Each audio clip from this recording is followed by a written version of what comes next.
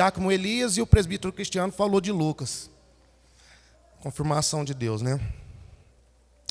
Lucas, capítulo 15, versículo 24. Glória a Deus, aleluia.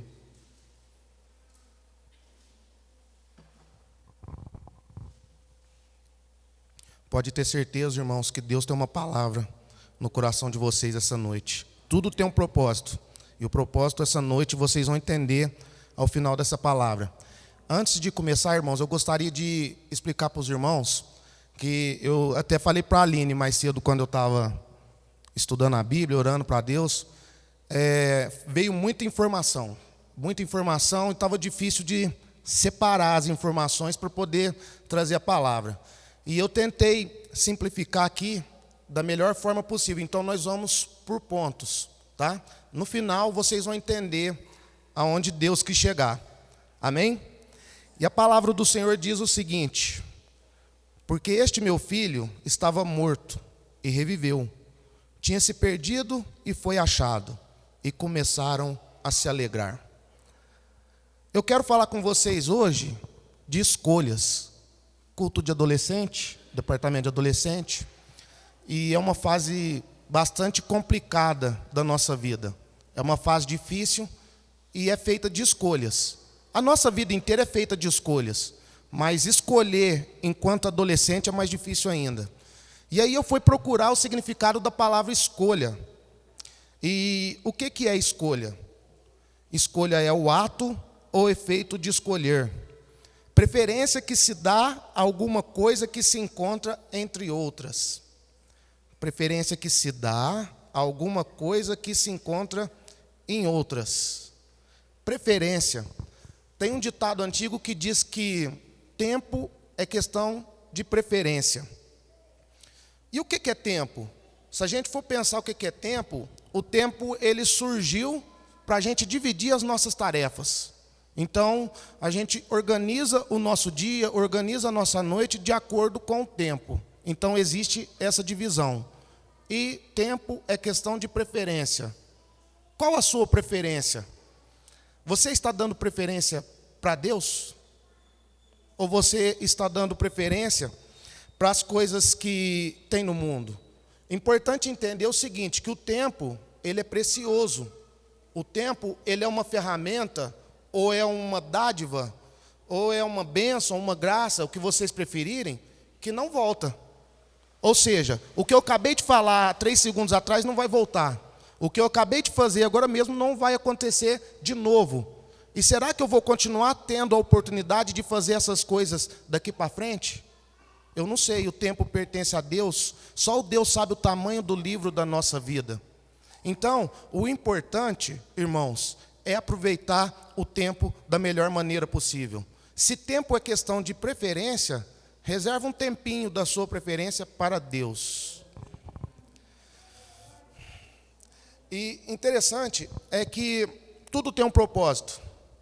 E a gente também precisa ter um propósito. Nós precisamos ter um planejamento. Exemplo, você pega um avião. Um avião, quando ele sai do aeroporto, ele já tem um destino pré-estabelecido, ele tem uma rota, ele tem um planejamento. Então, ele sai de um lugar para chegar ao outro.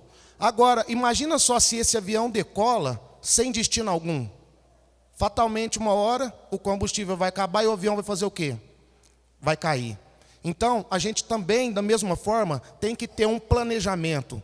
Planejar o seu dia, planejar a sua vida, planejar as suas amizades, planejar o seu emprego, planejar os seus estudos, planejar a sua família. E aí Deus vai abençoando de acordo com a maneira que você vai buscando Ele. Faça o bem. Tem gente hoje em dia, principalmente o adolescente, e nesse culto de adolescente, essa palavra é específica para o adolescente. Eu trabalho com escola, eu trabalho com os meninos, e eu escuto muito eles dizerem que não tem sentido, não tem o que fazer, está sem um propósito, está sem um objetivo. Ou seja, está vivendo por viver, está desperdiçando o tempo que não volta, está desperdiçando a preferência, ele não tem um planejamento, ele não tem um objetivo. Por isso que você vê muito adolescente perdido, muito adolescente tirando a sua vida, virou moda, né? Hoje em dia, na internet tem até maneiras de se matar, mas maneiras de buscar a Deus o povo não posta. Então, quer dizer, o inimigo está usando as ferramentas que dispõe o mundo para poder corromper a nossa adolescência. Faz o seguinte, irmãos, busca um propósito. Se você não tem propósito algum, se você ainda não achou um motivo para a sua vida, faz o seguinte, procure amar alguém tão intensamente que você deseja de todo o seu coração fazer essa pessoa feliz. Vocês conhecem a lei da semeadura? Quando você planta um milho, nasce um só. Nasce vários, né? Então de um vem vários. O que você planta, você colhe multiplicado. Faça alguém amar intensamente. Faça alguém feliz intensamente, que vai vir felicidade multiplicada para você. Ache um propósito, busque sempre a Deus. E tinha um filme que eu achei muito interessante, de um menino, que ele estava com essa filosofia. Ele fazia o bem para uma pessoa, e essa pessoa falava assim, nossa, como que eu posso te pagar? Aí ele falava assim, faça o bem para outra pessoa. E aí essa pessoa ia ajudar outra pessoa, e em gratidão a isso, essa pessoa ia ajudar a outra pessoa, e assim sucessivamente. Se o inimigo multiplica coisas para destruir a gente, nós temos que multiplicar coisas para fazer o bem para o povo de Deus. A igreja de Deus está aqui exclusivamente para isso, para ajudar aqueles que ainda não conhecem a Deus. E vocês, adolescentes, têm uma responsabilidade ainda maior do que a minha, maior do que a de Joaquim Elias. Sabia disso, irmãos? É o futuro da igreja se Deus não voltar. Se Jesus não buscar a igreja, daqui uns dias vai ser um de vocês aqui dando a palavra. Daqui uns dias vai ser um de vocês ali no círculo de oração. Daqui uns dias vai ser um de vocês aqui trazendo as crianças para continuar o quê? Continuar uma obra que já vem de tempos atrás. Desde quando nosso Pai Jesus amado nos salvou, deu a sua vida para que a gente hoje tivesse a oportunidade de estar aqui falando dele. Se não fosse Jesus, nenhum de nós estaria aqui. Essa vida que nós conhecemos só existe por causa dele. Então, é função de vocês, responsabilidade de vocês continuar a obra. Amém? E falando de escolhas, as suas escolhas levam obrigatoriamente para um caminho. Caminho esse pode ser bom ou pode ser ruim, vai depender de você. Tinha um filósofo que se chamava John Locke. Ele disse uma frase muito interessante. Ele disse o seguinte: o ser humano, quando nasce, ele é uma folha de papel em branco. E a tinta é o que desenha o seu destino. O que ele quis dizer com isso aí? Que quando a gente nasce, inocente, bebezinho, a gente está limpo, não sabe de nada. O meio social onde a gente vive é que vai escrevendo as nossas características. A primeira característica vem da nossa família.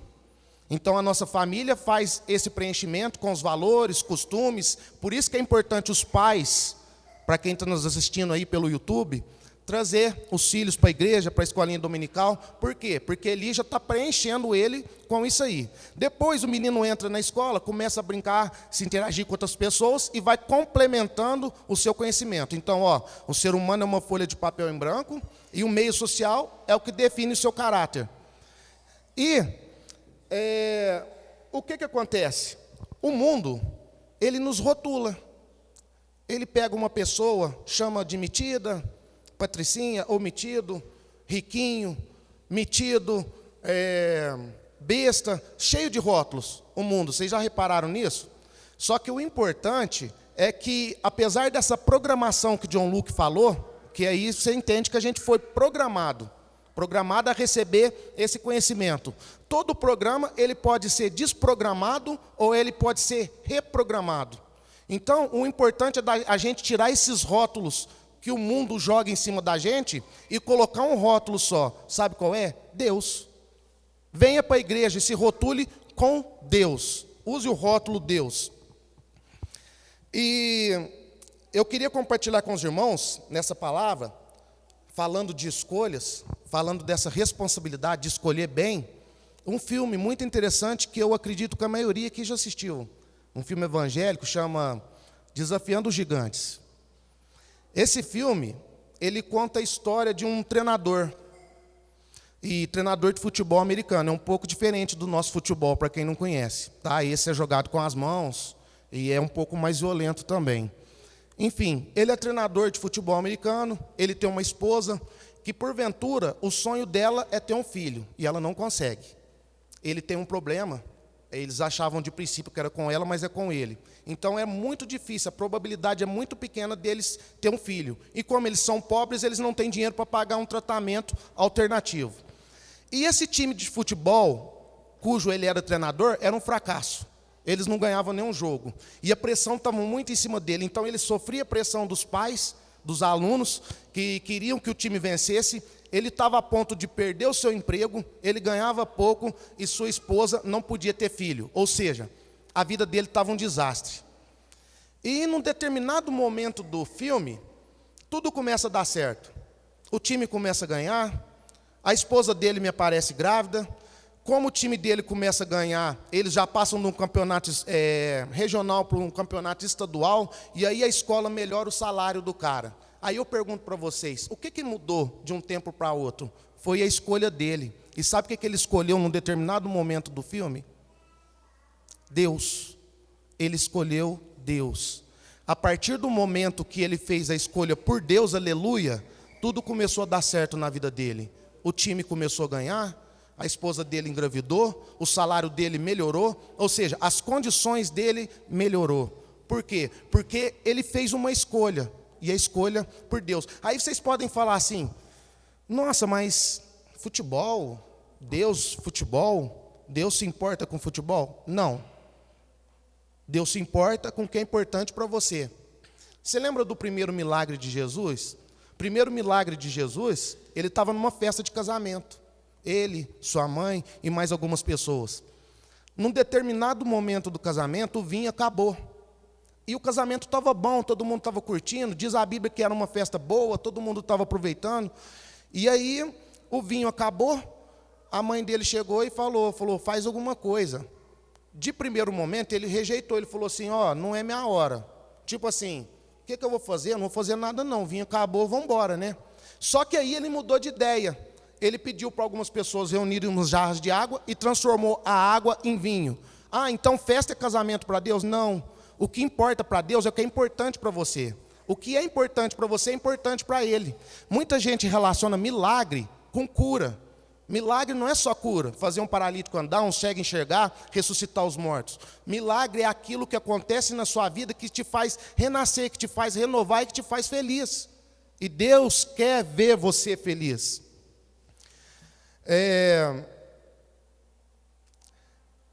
Tudo se resume em escolhas. A gente está falando de escolhas aqui, e a irmã Vitória, ela falou aqui de José. José foi o salvador do povo. O povo ia morrer de fome, e ele ficou governador do Egito. O faraó o respeitava muito, porque Deus era com ele. O Espírito de Deus era com José. O Espírito Santo era com José. O próprio faraó reconheceu, falou, vejo nesse homem o Espírito Santo de Deus. Por quê? Porque José era uma pessoa verdadeira. E o Espírito Santo de Deus é o Espírito da verdade. Resumindo para vocês, José levou o povo para o Egito. Só que chegou um determinado momento que esse faraó, que era amigo de José, morreu. Entrou outro faraó no Egito, que não reconhecia José como governante e que não reconhecia o povo de Deus como o povo de Deus. Ou seja, tornou o povo de Deus escravo. E aí, para tirar o povo de Deus da escravidão, Deus levantou um homem, que foi Moisés. Os irmãos conhecem a história de Moisés, mas não é essa que eu quero frisar aqui. Eu quero frisar que quando Moisés foi conversar com o faraó, e ele foi 10 vezes, pedir para faraó libertar o povo de Deus. Foi aí que Deus soltou as 10 pragas no Egito. Nessas 10 vezes, faraó escolheu 10 vezes errado. E por ele escolher 10 vezes errado, não só o povo dele pagou, como ele também pagou, porque ele perdeu o seu filho. Então, não podemos fazer escolhas erradas. A nossa melhor escolha sempre será Deus. Não podemos fazer igual o faraó. Ele ainda errou 10 vezes. Ele teve a oportunidade de errar 10 vezes. Quantas oportunidades vocês acham que tem de errar? Quantas oportunidades eu tenho de errar? Vai brincar com a sorte? Vai saber se é hoje, se é amanhã, se é depois, se é agora, se é daqui a pouco? Então, a melhor escolha sempre será Deus. E voltando para a parábola, a parábola conta a história do filho pródigo. O presbítero Cristiano contou a história do filho pródigo. E a Bíblia fala que tinha um homem e ele tinha 2 filhos. O contexto dá a entender dessa parábola que o homem era um fazendeiro. Ele tinha 2 filhos e, pelo jeito, era muito bem de situação, porque a Bíblia fala que ele tinha empregados. Então, imagina só, um homem, uma fazenda, empregados, 2 filhos, colheita, razoavelmente vive bem, não está faltando nada na casa desse homem. Só que o filho mais novo, ele estava curioso, ele queria saber o que tinha além daquela fazenda, o que tinha além daquele aconchego, daquela proteção que o seu pai lhe dava. E curiosidade é uma coisa perigosa, irmãos. Eu fui lá pesquisar também a palavra curiosidade. O que está dizendo de curiosidade? Desejo intenso de ver, ouvir, conhecer e experimentar algo. Curiosidade é desejo intenso de ver, ouvir, conhecer, experimentar algo. Aí mora o perigo. Irmãos, vocês já viram que tem gente muito teimoso e tem gente muito curioso? Já viram isso? Tem gente que às vezes você está conversando aqui, Elias, não sei o quê, você viu lá, não sei o quê. O que você está falando aí? Vocês conhecem alguém assim? Minha mãe é assim. E tem gente teimoso. A Aline, minha esposa. Nunca vi igual a Aline. Eu ainda falo para ela, eu falo, nossa, eu queria ser igual ela. Se você falar, irmão, Cristiano, que essa calça é preta e ela falar para você que é vermelha, irmão, ela entra na sua mente de uma tal forma que a calça vira vermelha. Ela é teimosa. E tinha assim, e eu estava para ver alguém igual ela. Alguém teimoso igual ela. E de repente, lá em casa é 2 moradas. É uma morada em cima, uma morada embaixo. E foi morar um professor de Itaú, foi morar embaixo. Muito bonzinho, muito amigo da gente. Ele era tão teimoso quanto a Aline. Eu falei, agora eu dou um pega bom. E um dia a gente marcou de ir ao lanche. Esse dia aí foi tenso. Foi punk, igual o meu amigo Jonas fala. E a gente foi no carro dele. Pior viagem que eu fiz na minha vida. Gente, eu já tinha acontecido alguns fatos comigo passado que eu falei, nunca mais vou de carona com ninguém. Mas ainda esse dia, eu não sei por que eu fui no carro dele. Bom, eu fui, a Aline foi na frente, eu fui atrás. E a gente foi lá no lanche do Ney, se eu não me engano, foi naquela descida. E eu sei que o Cláudio, ele tomou outra rota. Ele não foi para uma rota que a Aline queria que ele fosse. Aí ela falou, mas você é boba, hein? Ali é mais perto. Aí ele falou, claro que não, porque onde eu estou passando que é mais perto. E eu já comecei a observar. Não, nossa, você mora aqui, você é lá de Itaú, você quer saber mais que eu? Aqui é mais perto. Ele falou, não, mas eu sou de Itaú, mas eu estou morando aqui agora, eu já passei por essas rotas. E foi, gente. E os dois brigando, e eu assim, para o carro, para o ônibus que eu quero descer. Igual o meu amigo Frank falou, para o carro. Ele, o que foi? Eu falei, não, vou descer, ué. Não dou conta de vocês, não, já estou perdi até o apetite já de comer esse lanche. Então, assim, existe gente teimoso e existe gente curiosa. Agora, a minha mãe é uma pessoa diferenciada. Eu falei dali, não vou falar da minha mãe. Minha mãe, como que eu posso dizer para vocês? Não é que ela é doida. Ela é diferente. Vamos notificar com uma pessoa diferente. E adolescente, né, custoso, e eu adolescente, falei, mãe, eu vou sair e não sei que hora que eu vou chegar, não. Na época tinha a blackout aqui em casa. E aí ela falou assim, tá, meia-noite você está em casa. Falei, meia-noite, olha, meia-noite. Meia-noite é que hora que o povo está saindo, meia-noite, está doida? Ela falou, meia-noite você está em casa. Eu falei, não vou vir, não. Ela falou, não? Falei, não. Ela falou, tá bom, você vai ver. E eu saí, né? Estava ansioso para sair, tudo. Adolescente e tal. Só que eu fiquei com uma pulga atrás da orelha. Falei, cara, o que será que a minha mãe vai fazer, né? Será que ela vai me esperar lá em casa? Ah, depois eu apanho, beleza. Eu passeei, depois eu apanho e está tudo certo. Eu pensei que ela ia me dar uma coça ou algo do tipo, né? Mas minha mãe é uma pessoa tanto quanto peculiar, ela é diferenciada. Saí, deu meia-noite, entrei para a tal da blackout. De repente, as luzes lá tudo apagadas, boate, né? E estou lá, né? Achando que eu estava pagando um de gatinho. De repente, as luzes da boate acendem, o som para. Atenção, João. Atenção, João. Sua mãe está te esperando na porta da boate. Sua mãe está te esperando na porta da boate. Irmãos, vocês não sabem o que eu passei. O pior não foi minha mãe ter ido me buscar. Eu estava longe da porta. Eu ia ter que passar por uma fileira de gente até chegar na porta. Todo mundo ia saber que era eu. E aí, eu fui demorando, né? E o cara anunciando, e a luz acesa, ele falou, olha, nós não vamos ligar o som nem apagar as luzes enquanto o João não se apresentar. De repente aparece minha mãe na porta dessa boate. Cara, eu não sei o que ela arrumou. Tem aqueles laque, que é esse trem azul que joga no cabelo, vocês mulheres, vocês entendem isso nem, né? Minha mãe arrepiou o cabelo. Jogou um laque, foi com as blusas rasgadas. Ela estava parecendo um fantasma, assim, sei lá. Eu acho que se tiver fantasma, devia ser por isso que a minha mãe. E ela, vamos, filho, estou te esperando. Aí eu tive que passar por esse longo corredor. E eu nunca mais testei minha mãe. Nunca mais. Graças a Deus. Ela falava um horário, eu falava, pode deixar que eu vou estar aqui. Chegava sempre 15 minutos antes. Então essa foi minha mãe. E interessante, irmãos, é que não adianta discutir com mulher, né? Esse dia eu estava assistindo um vídeo do pastor Cláudio Duarte, e ele é muito engraçado.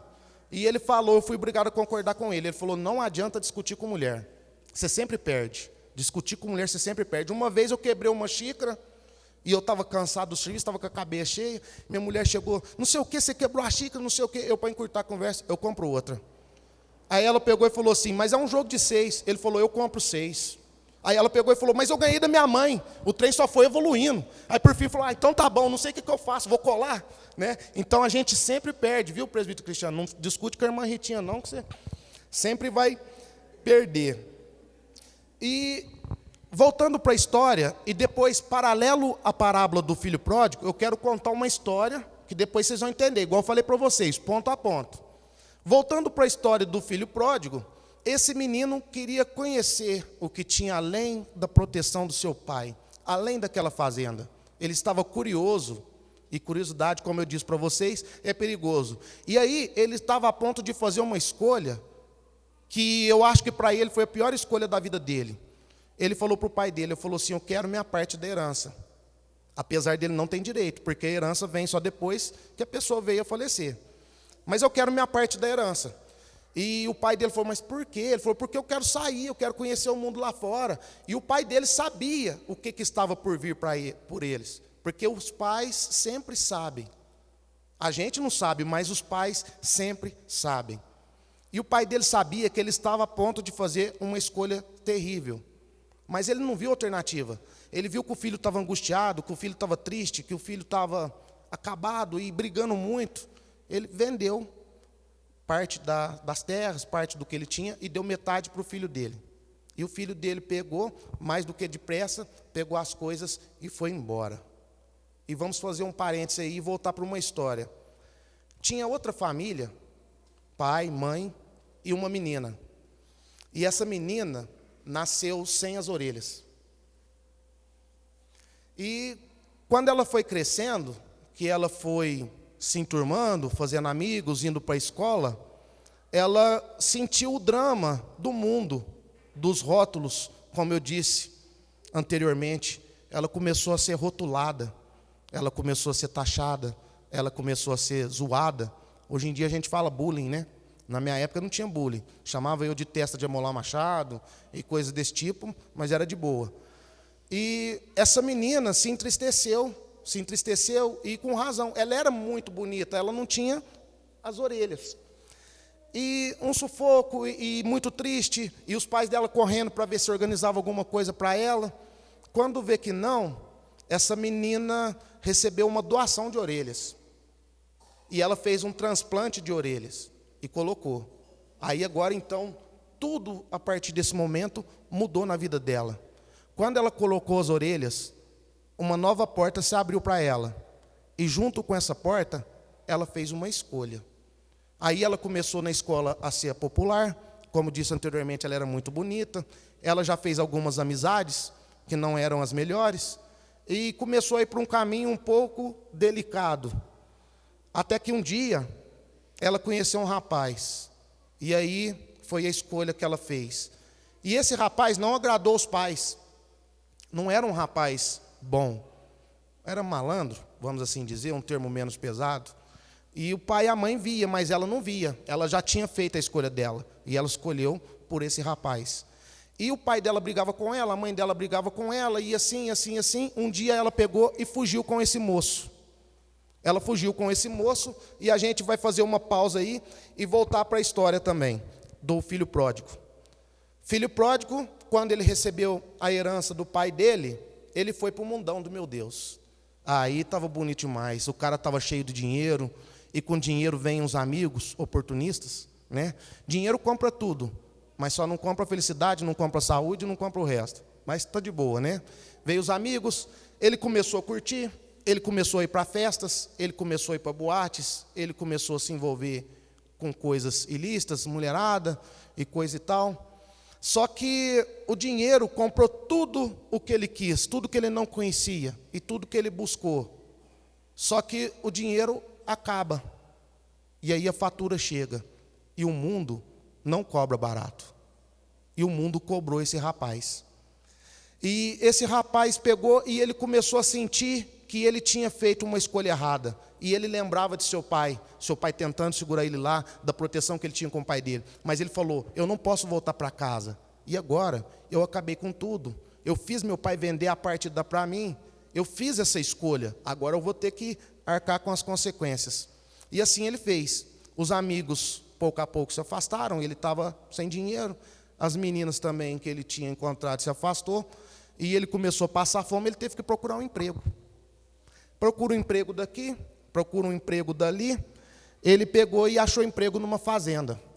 Só que o dono dessa fazenda era muito mau. O dono dessa fazenda não dava comida para ele. Falou, se quiser, você come junto com os porcos. Ele começou a comer com os porcos.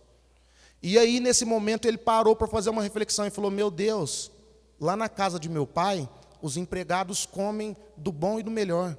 Come de tudo que tem na mesa de meu pai. E aqui eu estou passando por essa humilhação. Já sei, eu vou chegar até meu pai e vou pedir para ele me dar um emprego, porque pelo menos eu vou ter comida boa. E assim ele fez. Ele pegou tudo o que ele tinha e o que ele não tinha. Ele teve que pegar a sua vergonha, ele teve que pegar o seu orgulho, ele teve que pegar a sua escolha errada e voltar para a casa do seu pai. Quando ele estava voltando, o pai dele estava no trabalho, junto com o irmão mais velho, o pai dele avistou ele lá no alto do monte. Eu acho que foi a visão mais maravilhosa que o pai dele teve naquele momento, e ele também. O pai dele viu um filho que tinha ido embora. E o menino veio correndo, abraçou o pai abraçou ele, e ele falou, pai, me perdoa, eu pequei contra ti, eu pequei contra Deus. Ou seja, eu fiz escolhas erradas.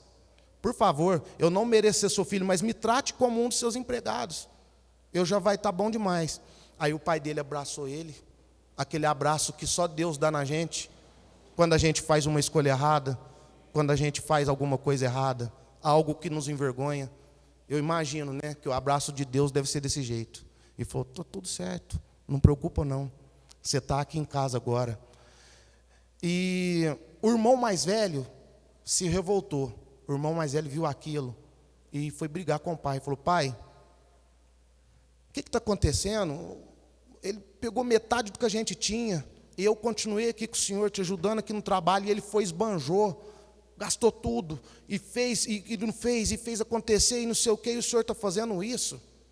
Aí o pai dele falou assim, você não entende agora, seu irmão estava morto, e agora ele estava vivo, ele estava perdido, e agora ele foi achado. Você sempre esteve aqui comigo, tudo que eu tenho, é seu, é dele, então vamos nos alegrar. E eu lembrei de uma passagem, quando o pai dele falou assim, você não entende, que está lá no Evangelho de João, que diz o seguinte, você não entende agora o que eu tenho feito, mas mais tarde entenderá. Essa passagem foi Jesus falando para Pedro. Quando estava chegando nos últimos dias, Jesus reuniu os discípulos e começou a lavar os pés de cada um. Quando ele chegou perto de Pedro, Pedro não deixou. Que isso? O senhor está louco? Não vai lavar meus pés, sou eu que tenho que lavar os seus. O senhor não vai lavar meus pés. Jesus pegou e falou para ele, você não entende agora o que eu estou fazendo, mas mais tarde entenderá. E outra coisa, Pedro, eu vou te falar mais uma coisa, presta bem atenção no que eu vou te falar.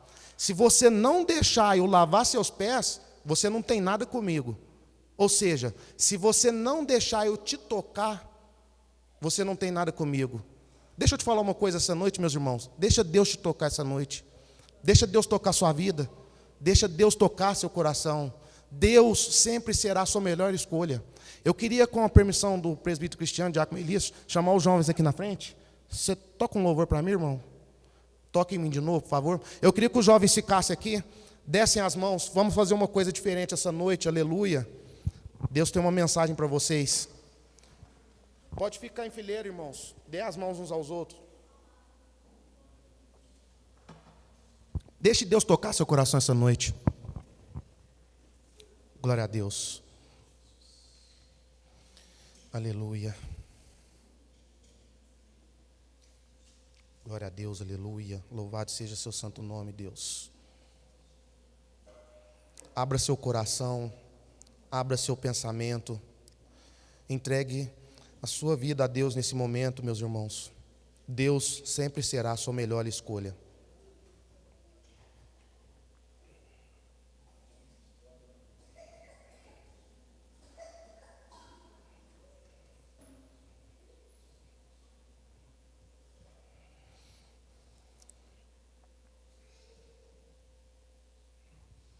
Aleluia.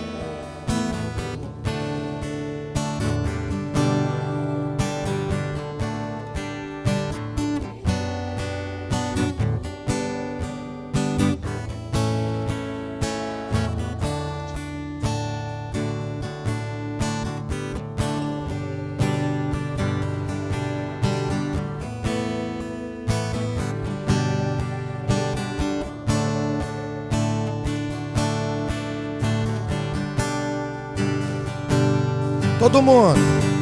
Toque em mim de novo, enche-me de novo. Eu não me vejo sem tua presença. Toque em mim de novo, enche-me de novo. Eu não me vejo sem tua presença.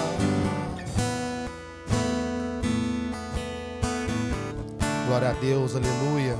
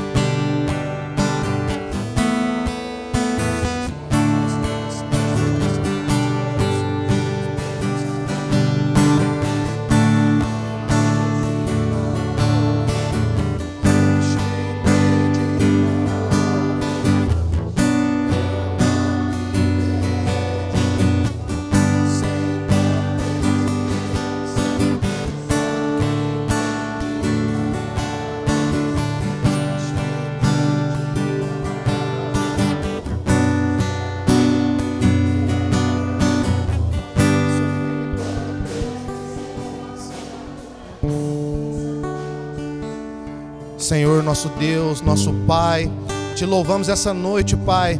Quero te pedir pela vida dos adolescentes dessa igreja, Que o Senhor seja sempre a melhor escolha que eles vão fazer nessa vida, Pai. Aqui na mão deles está o nosso futuro, o futuro da sua igreja, a continuação da sua obra, Senhor. Precisamos de Ti todos os dias de nossas vidas. Tenha misericórdia de nós, Pai. Enche-nos de novo, toque-nos de novo, Pai. A gente precisa da sua presença em nome do Senhor Jesus. Pode se sentar, meus irmãos.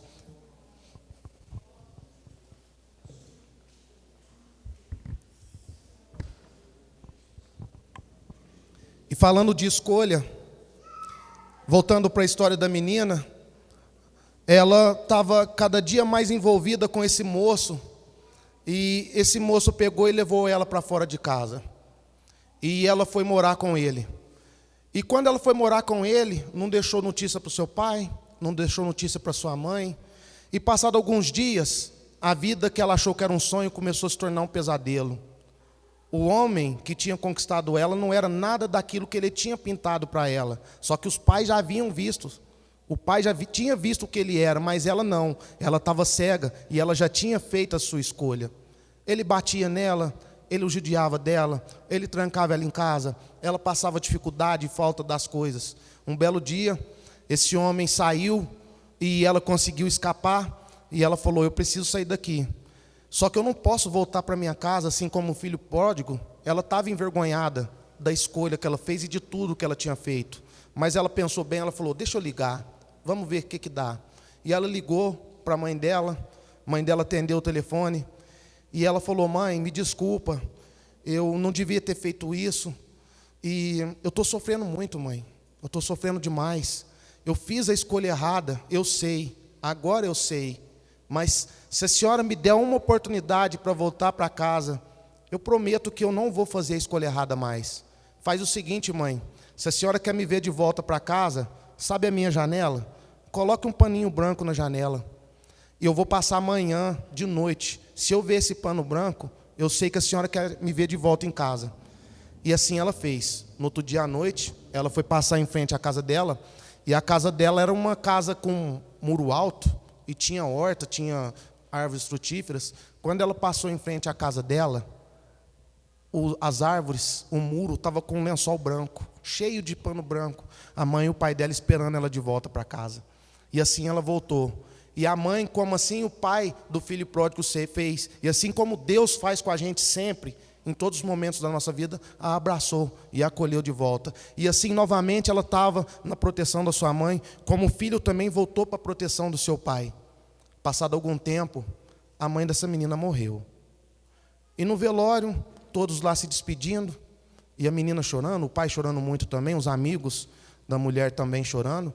A menina foi dar o seu último adeus para sua mãe, e quando ela mexeu no cabelo da mãe, assim para fazer um carinho, ela notou que a mãe estava sem as orelhas. A mãe dela tinha tirado as orelhas para doar para ela fazer o transplante. Essa menina caiu em lágrimas, caiu em choro, caiu em desespero, de remorso. Não há nada pior do que o remorso. Você é consumido por ele. E assim ela foi consumida também. Só que o pai dela chegou e falou assim: minha filha, não precisa chorar. A sua mãe já tinha te perdoado antes mesmo de você voltar para casa. Fique em paz. Então assim também Deus está dizendo para você essa noite: até quando nós vamos fazer as escolhas erradas? Até quando eu vou optar errado? A sua escolha sempre será Deus. A sua melhor escolha sempre será Deus.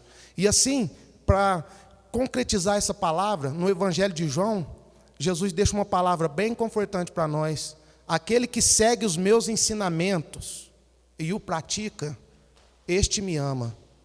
E o Pai o ama por amor a mim e por amor a eles. Amém? Que Deus abençoe vocês, que vocês sempre façam a melhor escolha. Vocês carregam a responsabilidade de continuar uma obra que já vem de tempos atrás, e que muitos homens de Deus morreram fazendo ela, aleluia. E que Deus esteja com vocês todos os dias de suas vidas, em todas as escolhas que vocês fizerem. E tentem escolher menos errado e acertar mais. Em nome de Jesus, eu agradeço a oportunidade. Que vocês fiquem com essa palavra, em nome de Jesus.